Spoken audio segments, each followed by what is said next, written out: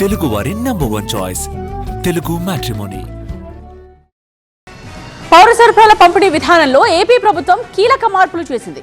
కొత్త విధానాన్ని అందుబాటులోకి తీసుకొచ్చింది. అయితే ఈ విషయంలో అధికార వైసీపీ వర్గాల మధ్య విమర్శలు ప్రతి విమర్శలు కొనసాగుతున్నాయి. ఇంతకీ ప్రభుత్వ పాలసీలో ఉన్న లోపాలేంటి? వైసీపీ అభ్యంతరం ఏంటి? రేషన్ పంపిణీ విధానంపై ఏపీలో రాజకీయ దుమారం రేగుతోంది. వాహనాల ద్వారా రేషన్ పంపిణీ విధానాన్ని రద్దు చేసిన ఏపీ ప్రభుత్వం రేషన్ షాపులను ప్రారంభించింది. రాష్ట్ర వ్యాప్తంగా 29,796 రేషన్ దుకాణాల ద్వారా లబ్ధిదారులకు సరుకులను అందిస్తోంది ప్రభుత్వం. 1వ తేదీ నుంచి 15వ తేదీ వరకు ఆదివారాల్లో సైతం సరుకుల పంపిణీ ఉంటుంది. ఉదయం 8 గంటల నుంచి మధ్యాహ్నం 12 గంటల వరకు, సాయంత్రం 4 గంటల నుంచి రాత్రి 8 గంటల వరకు తెరిచి ఉంటాయి. దివ్యాంగులతో పాటు 65 ఏళ్లు పైబడిన వృద్ధులకు ఇంటి దగ్గరే రేషన్ సరుకులు పంపిణీ చేసేలా ప్రభుత్వం ఏర్పాట్లు చేసింది. రేషన్ పంపిణీ మానిటర్ చేసేందుకు టెక్నాలజీని కూడా ఉపయోగిస్తోంది ప్రభుత్వం.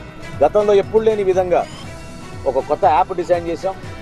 ఆ యాప్ ద్వారా ఎప్పటికప్పుడు నమోదు చేసుకుంటూ ప్రతి గంట కూడా మాకు పెన్షన్లు ఏ విధంగా మేము ప్రతిరోజు సమాచారం అందిస్తున్నామో అదేవిధంగా రేషన్ సరుకులు కూడా ఎన్ని షాపుల్లో ఎంతమందికి అందిందో, ఏ గంటకి ఎంతమందికి అందిందో దానిపైన కూడా మేము ఖచ్చితంగా సమాచారం మేము తెచ్చుకుంటున్నాం ఈ టెక్నాలజీ ద్వారా.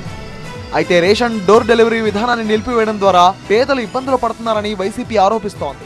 రేషన్ పంపిణీ వాహనాల ద్వారా బియ్యం స్మగ్లింగ్ జరిగిందన్న కూటమి ప్రభుత్వ వాదనను కూడా వైసీపీ తప్పుపడుతోంది. ఈ ప్రభుత్వ విధానంతో 20,000 మంది రోడ్డున పడ్డారు అనేది వైసీపీ వాదన. ఈ దొంగ బియ్యం వ్యవహారంలో మొదటి స్మగ్లర్ ఎవరైనా ఉన్నారంటే అది నాదెళ్ల మనోహర్, ఆ తర్వాత మీ అబ్బాయి పవన్ కళ్యాణ్ గారికి ఉందో లేదో నాకు తెలియదు. ఇలాంటి దౌర్భాగ్యమైనటువంటి పరిపాలన చేస్తూ చివరికి ఈ మొబైల్ డిస్పెన్సింగ్ వెహికల్స్ యూనిట్స్ ఉన్నటువంటి అమాయకుల మీద నువ్వు పడేటువంటి కార్యక్రమం చేస్తున్నావు. ఇప్పటికైనా కాస్త ఆలోచన చేసుకో చంద్రబాబు నాయుడు గారు. గత ప్రభుత్వ రేషన్ పంపిణీ విధానంలో భారీగా అక్రమాలు, అవకతవకలు జరిగాయంటోంది కూటమి సర్కార్. పార్టీ కార్యకర్తలకు మేలు జరిగేలా ఈ ప్రభుత్వం నిర్ణయం తీసుకుని ప్రజలను ఇబ్బంది పెడుతుందని వైసీపీ ఆరోపిస్తోంది. అయితే గత ప్రభుత్వ విధానంలో లోపాలను సరిచేసి పారదర్శకంగా సరుకులు అందిస్తామంటోంది కూటమి ప్రభుత్వం.